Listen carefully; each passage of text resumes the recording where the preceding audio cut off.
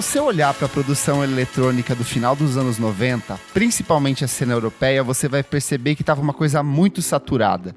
A gente já tinha passado do fenômeno das raves, a acid house já era uma coisa muito antiga, e principalmente a house music a gente tinha um comportamento de repetição muito grande, todo mundo fazendo um som muito igual, muito massificado, muito comercial.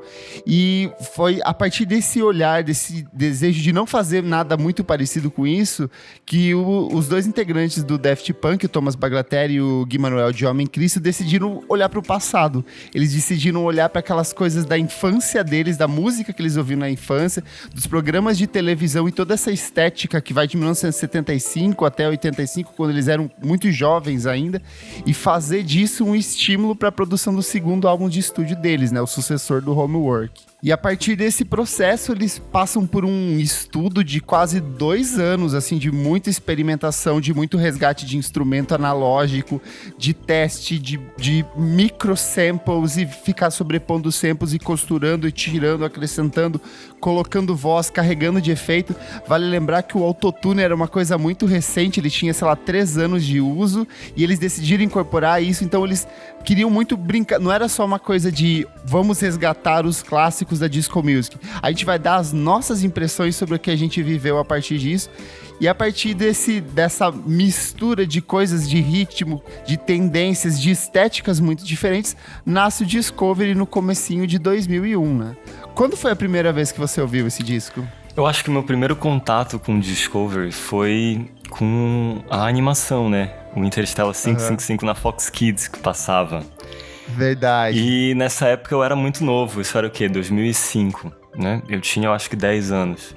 E eu fiquei fissurado, porque eu já gostava muito de anime, dessas coisas de desenho japonês. E eu comecei a ouvir Daft Punk, eu acho que por isso. Na Fox Kids, eu pirava quando passava, assim. E era muito diferente do tipo de música que eu ouvia. Eu sempre ouvi música desde muito cedo. Eu ficava na expectativa de ver na íntegra isso. E eles só passavam trechos de algumas músicas, sabe? Nunca se concretizou isso. Eu nunca entendi direito o que era aquilo. Mas eu achava demais, assim. Era muito diferente do que eu estava acostumado a ouvir quando criança. E foi uma coisa que me deixou, assim, abriu minha cabeça criancinha de uma forma muito, muito especial. Por isso que eu gosto tanto desse disco, eu acho. Eu tenho muitas memórias afetivas com ele, sabe?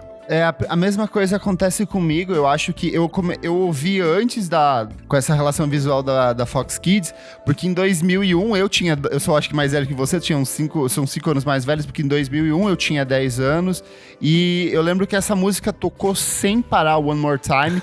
Foi uma música que tocou em todos os lugares, acabava de tocar num carro de som, outro carro de som tava tocando, você ligava numa rádio, tava tocando, na TV, nos clipes tava tocando. Então, assim, foi um fenômeno muito grande. Eu acho que, tipo, esse sentimento de nostalgia que não pertencia a nós, pertencia a eles, mas acabou criando uma sensação na gente, justamente por estar relacionado nesse período de tempo, né? Eu tava lembrando agora, quando eu tava reouvindo o disco, uma memória que eu pensei que era até falsa, mas não é. Eu tinha uma tia que ela tinha uma boate aqui em Belém, né, uma boate bar. E ela comprava vários CDs meio de dance music, sabe? Uma coisa, o que tava, assim, os mais vendidos. E eu lembro que tinha o Discovery. E era um disco que ficava sempre no carro. Então, quando eu fazia viagem de carro pra minha família, tinha o case de CD delas e tinha esse disco, Discovery. Então, eu escutava muito, assim, sem saber direito o que era. E depois eu fui relacionar com o que era na Fox Kids e tal. Então esse disco ele volta pra mim várias vezes. E ele é muito... Ele marca muito, assim, várias etapas da minha vida, que é muito legal. E eu acho engraçado porque, assim, ele é um disco, mas ele parece muito uma coletânea de hits, porque cada música, ela adota um conceito musical muito específico, ela ruma para uma direção muito específica, mas ela se amarra dentro desse contexto visual, dentro dessa narrativa estética, dessa narrativa referencial. Você vai ter uma coisa que é mega sampleada, tipo, uma coisa muito big beat, que é a coisa do Crescent Dolls, que pra mim é uma música que é muito próxima dessa produção britânica ali dos anos 90.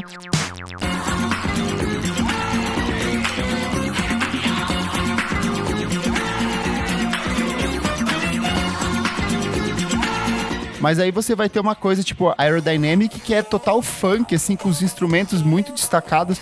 Isso que é um outro ponto que eu acho bem interessante, que diferente do Homework, que ele era muito calcado no resgate de sample, na batida eletrônica, no uso de sintetizador, nesse aqui você tem muito a presença da guitarra, do baixo, dos instrumentos, você consegue perceber, tipo, é muito mais orgânico, só que ao mesmo tempo ele tem essa coisa da produção eletrônica muito destacada o tempo inteiro, né?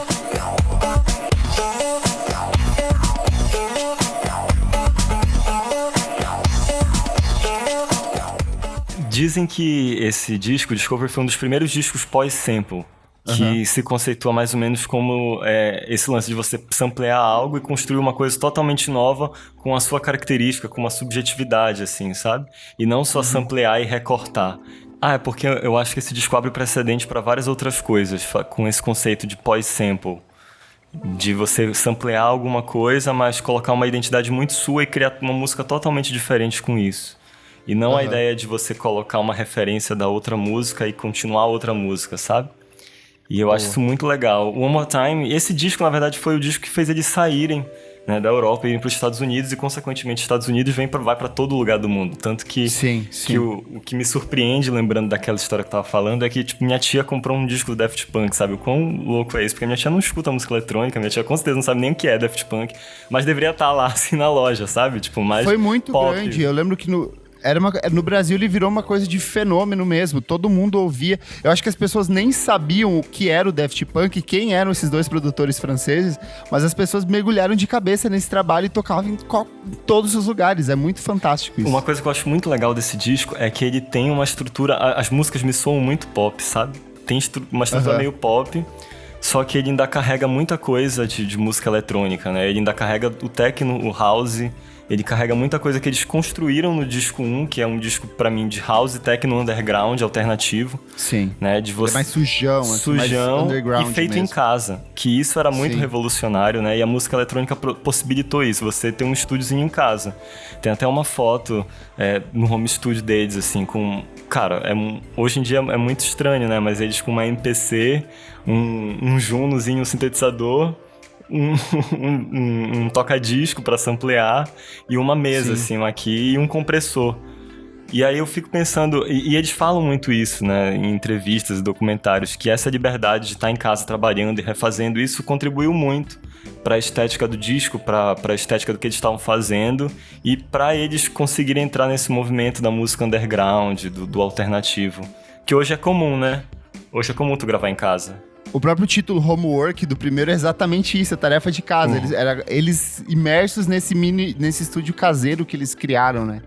É legal que também dentro de perceber como a música é um processo orgânico e como outras coisas que vão surgindo paralelamente acabam influenciando no trabalho do artista, é que em 1997 o FX Twin lança Widow Liquor e a música foi uma perversão completa de música eletrônica porque ela tem diferentes camadas, diferentes estruturas rítmicas, quebras, mudanças, vai pra R&B, vai pra soul, dela vai pro techno, dela vai pra uma coisa completamente experimental, barulhenta, noise, e eles ficaram muito fascinados com o que o Richard D. James tinha feito nessa música. Eles falaram, cara, a gente precisa justamente trazer um pouco dessa coisa delirante de transitar, de não se limitar a fazer aquela estrutura de house onde toda a música começa, acaba do mesmo jeito, você sabe exatamente quando vai entrar o vocal, quando vai entrar uma mudança de sintetizador. Eles queriam brincar com essa imprevisibilidade. Tanto que se você pega Digital Love, ela começa uma coisa romântica, calminha, toda graciosa, e no final ela tá num solo de sintetizador, assim, muito louco, frenético, e todas as músicas do disco são isso, assim, elas vão te jogando, você nunca sabe exatamente aonde você vai parar ouvindo esse disco, sabe? Isso é impressionante. Uma coisa que pra mim, o nome do disco ele é muito significativo, né? Discover, de redescobrir no sentido de samplear coisas, hits dos anos 70, 80, e assim, é aquele lance do guilty pleasure, de gostar daquela coisa que é, sabe, que não é tão cool, mas tu redescobrir isso e poder colocar e abrir outras coisas, outras sonoridades, né? É legal porque, assim, eles falam que eles queriam fazer esse resgate de tendências dos anos 70 e 80, só que não eram tendências cult, era o que tinha de pior na década de 70. Meio cafona, né? Era cafona, já era brega, era datado, era abertura de programa de série de TV. desenho animado tosco, animação japonesa que, tipo, só funcionava pra criança. Eles vão pegar todo esse universo, tipo, eles vão pegar aquelas músicas funk, assim, que estavam, tipo, muito massificadas na época, com os clichês, com os exageros vocais, e eles vão picotar tudo isso, eles vão costurar de um jeito muito minucioso, né? E aí a gente vai percebendo isso ao longo do disco, assim, a própria faixa de abertura, One More Time, ela é uma mistura enorme de ritmos, de coisas, ela tem a voz do Anthony Wayne Moore, o Roman Tai, que era um cantor de house da cena norte-americana, que eles tinham conhecido antes mesmo no processo de composição do Homework, e acabou que eles não conseguiram colaborar. Eles decidiram trazer esse cara pra dentro do disco, e é engraçado até que One More Time foi uma das primeiras músicas que eles criaram, só que eles não sabiam exatamente o que fazer com ela, então eles deixaram ela na estante por quase 2 anos, eles não encostaram mais a mão nela, assim.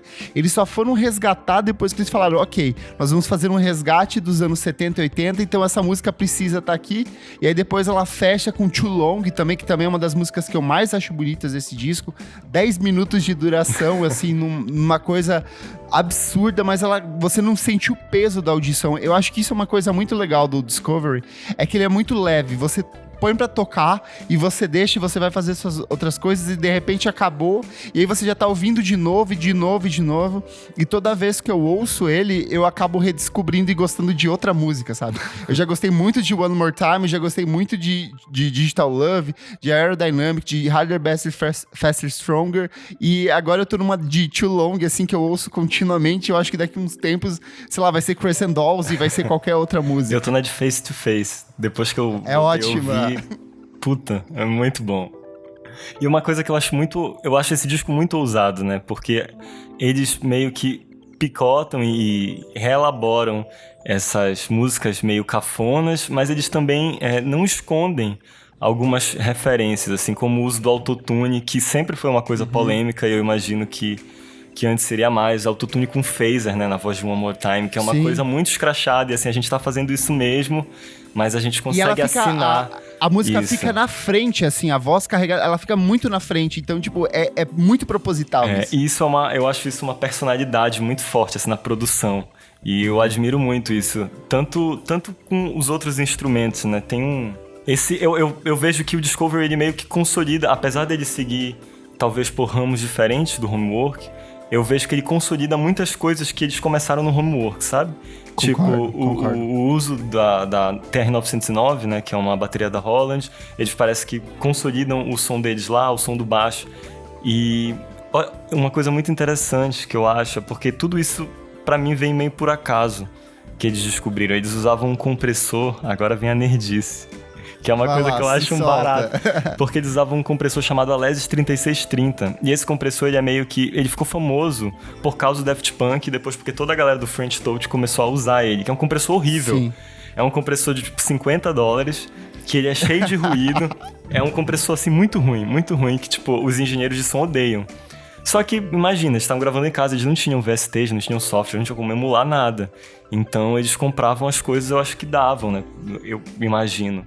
Porque muitas coisas da música eletrônica são assim. Acaba soando uma coisa que é muito análoga ao rock lo-fi, sabe, dos anos 90. Que as pessoas têm um sentimento de culto, de gravar em fita cassete. Só que era o que tinha na época, eles não tinham outra coisa. Então cria-se uma estética a partir disso. Não tinha um hype. A 909, né, que é a bateria, e o TB303, que é o sintetizador de baixo, foram instrumentos flopados da Roland. Que não deram certo, fizeram queima de estoque, e aí todo mundo comprou. E aí o TB303 tem aquela ressonância, né, louca, que a gente escuta muito no Acid. Mas assim, isso não era porque eles achavam legal, é porque era o que tinha, sabe? A 909 era tipo que tava em queima de estoque, o que eles conseguiam colocar no estúdio. E o lance desse compressor é que ele é horrível, mas ele que fez esse som de bateria e de baixo do Daft Punk. Eles pegaram essa sujeira, né, desse compressor e fizeram uma assinatura. Eu não sei até que ponto isso foi intencional, porque eu duvido muito também eles, tipo, que não são engenheiros de som, sabendo usar direito no compressor, mas Sim. Isso eu acho mais legal, porque eles conseguiram fazer disso uma coisa muito, muito forte, assim, sabe? Muito subjetiva. E isso é E é engraçado que na época em que o disco saiu, a parte da crítica massacrou ele, assim. Todo mundo deu notas muito negativas, falaram justamente dessa sonoridade suja, desse jeito estranho de compor, que era um pastiche, que era uma reciclagem de coisas dos anos 70 e 80, que não tinha nada de realmente novo, assim, e que o público, por o contrário, adorou, assim, amou. Só que ao longo da década de 2000, o Discovery vai tendo uma redescoberta, assim. Parte da crítica começa a rever seus próprios textos em relação a isso, começa a entender que, na verdade, eles fizeram uma coisa que era tão revolucionária que ninguém, na verdade, entendeu na época. E isso começou a se rever em vários outros discos que saíram posteriormente. Por exemplo, o Cross, do Justice, ele é um disco que jamais existiria se não fosse o Discovery. Toda a cena eletrônica dos anos 2000 ali, todo mundo vai beber um pouquinho desse disco. E aí, em 2009, quando começam a se fechar as listas de melhores discos da década, aquele álbum que foi mega criticado, ele salta pro top 10 de praticamente todas as publicações. Todo mundo que falou mal falou assim, desculpe, vocês estavam certos, esse disco é um clássico. Isso sempre acontece com Daft Punk, eu acho que só não no último, né, no Rain, porque, enfim, eles já tinham... Qualquer coisa que eles lançassem, eu acho que ia ser um hype absurdo. Mas o Homework antes foi meio assim, né? Tanto que o nome Daft Punk vem por causa da crítica, né? Sim. Porque chamavam eles de Daft Punk como algo pejorativo. E depois o Homework aí explode, vira coisa cult, underground, a Discovery. E depois o Human After All, que é o terceiro, também foi um outro disco super massacrado pela crítica. Ninguém entendeu nada. Eu acho que esse ainda até mais do que o Discovery, né? Ele foi feito parece que em 14 dias, assim. Enfim, de uma forma super, super underground, super, super diferente. Foi super massacrado, mas assim, é um disco que influenciou Justice pra caramba. Eu acho que até, tipo, Kavinsky, sabe? Tipo, toda essa galera, enfim, surgiu por causa disso. Do Discovery, e o Discovery vai também fazendo ramos, né? Você falou lá no começo da animação, né, do Interstellar 555, The Story of a Secret Star System, todos os S são substituídos por números 5. Ele é uma criação da Toei Animation, que é um dos principais estúdios japoneses de produção, tanto de série tokusatsu, quanto de animação mesmo. E aí parte da estética veio do Leiji Matsumoto, que era um mangaka responsável por alguns dos principais clássicos dos anos 70 e 80, que eles consumiram, que era o Yamato e o Capitão Harlock, assim. Então, eu acho que amarra, porque assim, tem a questão da sonoridade que eles iam resgatando de várias coisas, e aí eles precisavam de um envelopamento estético, porque como que eles iam transpor essa música deles, como que eles iam fazer um clipe a partir disso? Não tem como, sabe? Eles não têm rosto, eles são dois robôs tecnicamente, assim. Então eu acho que a sacada de criar uma animação em cima disso, eu acho que dá um verniz cultural assim muito maior, reforça esse conceito que eles estão buscando explorar ao longo do disco, sabe? E aí vendo hoje, eu acho, tipo, cultíssimo, assim, todo mundo quer ter seu pôster do Interstellar em casa, roupas, bonequinhos, eu acho que é tudo muito característico desse disco, eu acho fascinante, sabe? Sim. E aí, assim, você falou que eles têm o outro disco posteriormente, mas aí eles voltam anos mais tarde com o Random Access Memories de 2013, que ele é, pra mim, eu sinto que ele é uma releitura do Discovery, só que assim, com ainda menos instrumentação eletrônica, mais instrumentos tocados, mais instrumentos analógicos, e eu acho que eles têm dinheiro pra produzir, de fato, um trabalho, e vão daí dialogando com o Giorgio Moroder, eles vão trazer o Panda Bear, eles vão trazer, tipo, o Pharrell Williams pra dentro do álbum, então eu sinto, assim, eu vejo muito o Random Access como uma continuação, sei lá, espiritual do Discovery. Eu não sei se você vê dessa mesma forma. Eu não sei, eu percebo que ele tem vários pontos, mas eu vejo o Rain às vezes como uma outra coisa, assim, porque ele é um disco muito orgânico. Muito orgânico e ele tem uma temática muito amarrada. Não é igual o Discovery, que pega várias coisas, sabe? E cria e redescobre. E descobre pra mim o Rain, ele é tipo uma coisa de, assim, revisitar coisas que antes eles não conseguiam, influências e trazer assim, como chegamos até aqui junto com os nossos ídolos, né? Tipo, o Giorgio, aquela música do Giorgio Moroder pra mim é muito isso, sabe? E, enfim, aquelas ela é toda loucuras. Construída em cima da história dele. E tu sabe que tem 3 microfones, né? Eles usaram 3 microfones pra essa música. Um muito antigo, um tipo médio antigo e um atual. E aí cada fase da vida do Giorgio ele falava em um microfone. Que incrível, E aí perguntava, que mas qual a incrível. diferença? Como é que vocês vão tratar isso? Eles falam, não existe, a gente só quer fazer. E é bem isso que tu Muito falou, bom. agora a gente tem dinheiro pra fazer o que a gente quer. Vamos fazer o quê? Vamos gastar ao máximo. Musiquinhas aqui, quais são as suas favoritas do disco? Cara, eu tenho muito esse lance de que sempre que eu escuto, vem uma nova, mas dessas últimas eu acho que Face to Face é uma música que bate muito. Eu acho ela incrível, assim, demais.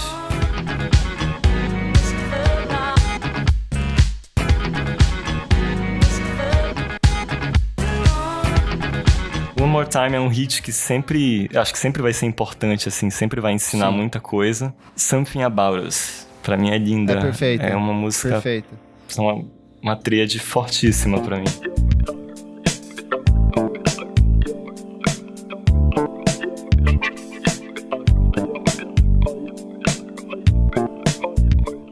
Como eu disse, eu tô muito no Too Long, assim, eu acho uma música incrível, é uma viagem de 10 minutos que você embarca ali, e aí vai tendo camadinhas de sintetizadores e mais batidas, e a voz não para, assim, e a voz sempre perfeita, bem afinadinha, muito perfeitamente encaixada ali.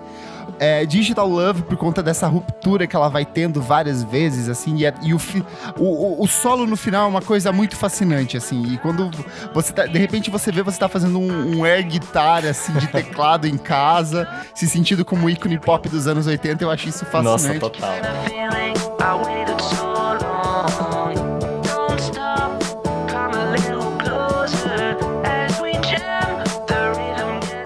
Mas One More Time, a experiência de você discotecar One More Time às 3 horas da manhã em qualquer festa, as pessoas elas podem estar mortas, elas podem estar bêbadas, derrubadas. Quando entra One More Time em qualquer festa, a energia das pessoas vai lá em cima, a festa é salva, todo mundo celebra, dança. E aí, assim, ela é uma canção que ela não dialoga talvez com o clima frenético das canções hoje em dia, porque ela dá aquele momento de quebra, ela silencia quase que completamente. E aí ela volta a crescer e eu sinto que as pessoas ficam muito envolvidas nisso, assim. E eu sinto que isso é uma coisa que acontece em vários momentos do disco, dessa capacidade deles de manipular as pessoas como se fosse um espetáculo particular, como se fosse um showzão de rock de arena, onde eles sabem exatamente o que as pessoas vão sentir, sabe? Então eu acho isso muito fascinante no Discover. É um disco que envelheceu muito bem, né? Muito bem. Eu pra acho mim, isso quanto mais eu fascinante. ouço, ele tá melhor, assim. Vamos pras notas? Vamos. Qual que é essa nota, Star? Peraí. Nota do disco? Do disco. Nossa, 10. Não tenho como falar outra nota. Eu acho que ia ser injusto se... Não tô querendo puxar sardinha, mas é injustiça dar menos que 10. Pela forma Sim. que ele envelhece, pela forma que ele envolve, por todos os caminhos que ele abre, tanto pra produção de música eletrônica, tanto pra, sabe, qualquer outra coisa, pra experiência de uma pessoa que tá ouvindo, eu acho que é 10, assim, é um disco que vai ser sempre revisitado e ó, com certeza que há 10 anos a gente vai ouvir, eu acho que e ele vai revelar e vai, tipo, dar pista pra outros caminhos que a música vai seguir, sabe? É um disco muito especial pra mim. Perfeito. Cara, eu não consigo... É 10, não tem, assim... Talvez lá na época, se ele tivesse saído, provavelmente com a maturidade que eu tinha, eu ia achar que era uma coisa mais descartável. Talvez eu não tivesse o entendimento do que estava acontecendo ali. Mas hoje, vendo o impacto que esse disco causou em outras obras, o quanto ele foi influente, o quanto ele foi necessário para perverter um pouco dessa música eletrônica que estava muito padronizada ali no final dos anos 90. Para mim é um 10, é um disco incrível, cheio de hits, uma coletânea de hits. E quanto mais eu ouço, mais eu redescubro ele.